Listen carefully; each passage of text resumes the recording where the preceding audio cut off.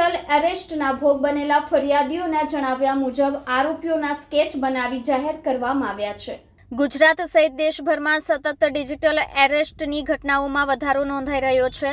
Technical સર્વેલન્સથી આરોપીઓની શોધખોળ કરવામાં આવે છે। આ વચ્ચે ગુજરાતમાં પ્રથમવાર ડિજિટલ એરેસ્ટના માસ્ટર માઇન્ડની ધરપકડ કરવા માટે સુરત પોલીસે સ્કેચનો સહારો લીધો છે।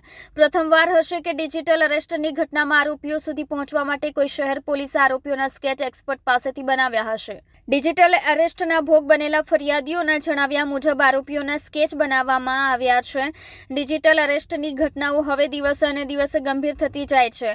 ક્યારેક કસ્ટમરના અધિકારી, ક્યારેક પોલીસ વિભાગના વડા તેમજ હવે ઉચ્ચતમ ન્યાયાલયના જજના નામે ડિજિટલ એરેસ્ટની ઘટનાઓ બની રહી છે, જેમાં આરોપીઓ લાખો કરોડો રૂપિયા ફરિયાદી પાસેથી બ્લેકમેલ કરીને પડાવી રહ્યા છે। ટેલિફોન અને એકાઉન્ટના માધ્યમથી માત્ર એજન્ટ સુધી જ અત્યાર સુધી પોલીસ પહોંચી છે, પરંતુ માસ્ટર માઇન્ડ સુધી પહોંચવા માટે અને આ ઘટનામાં સામેલ લોકોની ઓળખ સામાન્ય પ્રજા સુધી પહોંચે માટે સુરત પોલીસે સ્કેચનો સહારો લીધો છે।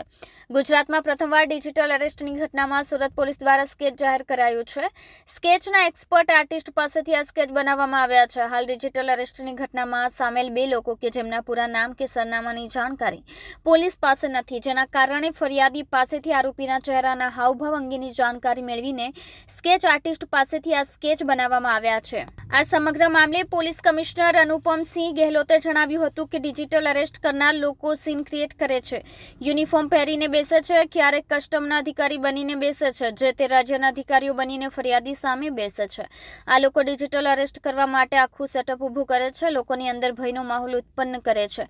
જે લોકો બેસીને ડિજિટલ એરેસ્ટ ઓપરેટ કરે છે તે માટે અમે તપાસ કરી રહ્યા છે। ફરિયાદીના જણાવ્યા મુજબ આ સ્કેચ બનાવવામાં આવી રહ્યા છે। આ લોકો બેસીને ડિજિટલ એરેસ્ટની ઘટનાને અંજામ આપે છે। અગાઉ એક્ચ્યુઅલ ક્રાઇમની ઘટનામાં સ્કેચ બનાવીને આરોપીઓની ધરપકડ કરવામાં આવતી હતી। હાલ એ જ પ્રકારે અમે ડિજિટલ એરેસ્ટની ઘટનામાં સામેલ લોકોને શોધવા માટે સ્કેચ બનાવી રહ્યા છે, કારણ કે આરોપીઓ આવી ઘટના એક જ જગ્યાએ નહીં અનેક જગ્યાએ કરશે તો સહેલાઈથી પકડાઈ જશે। કરવામાં આવે જો અમારે જैसे અમે લોકો અહીંયા બેઠીએ છીએ, પાછળ આપ સુરત સિટી પોલીસના બોર્ડ જોઈ શકો છો, નેશનલ ફ્લેગ, ગુજરાત પોલીસનો ફ્લેગ। આ પ્રકાર આ લોકો એક સીન ક્રિએટ કરે છે પૂરા, અને યુનિફોર્મ પહેરીને બેસે છે।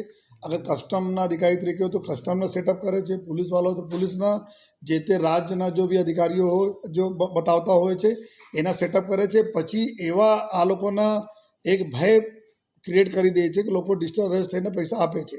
લેકિન અત્યારે આ જો કરવાવાળા છે, જો બેસીને અહીંયા જો બધા ઓપરેટ કરે છે, આ જ લોકોના જો હે કે ગેંગમાં કેટલા લોકો છે સામેલ છે કે એના જ પકડવા માટે અમે લોકો પ્રયાસ છે કે કેટલા લોકો ખરેખર બેસીને જો કરા। અમુક લોકો જલ્દી શું થાય છે કે મેક્સિમમ જો ડિજિટલ અરેસ્ટથી વધારે જો ઇન્વેસ્ટમેન્ટ અને આ ફ્રોડવાળા છે, જો મોબાઈલ નંબરો વગેરે નીકળે છે, પરંતુ જો આ નંબરો જેટલા બી છે આપણા જો ડિજિટલ અરેસ્ટમાં આવે છે તો એના તો પકડવા માટે અમારા લોકોને પૂરી કામગીરી ચાલુ છે કે આ પકડાય જો બેસીને બધાના બગલાયા હતા। અને અમુક લોકોને અમે આરોપીઓને જો જે રીતે ફરિયાદો નામ મળે છે, ફરિયાદો પાસે અમુક સ્કેચ પણ બનાવે છે। આ લોકોના જો સ્કેચ બી શેર કરશે જો અભી કે જો અમે ફરિયાદી બતાવે છે કે આ પ્રકારના વ્યક્તિ હતા, બેઠા હતા, તો અમુક આપને પૂરી ડિટેલ આપીશ તો અમે આપણા સ્કેચો પણ બનાવીએ છીએ કે આ પ્રકારના વ્યક્તિ બેસીને જો એ આ રીતે કરતા હતા, જેથી આગળ પણ અમે જઈએ।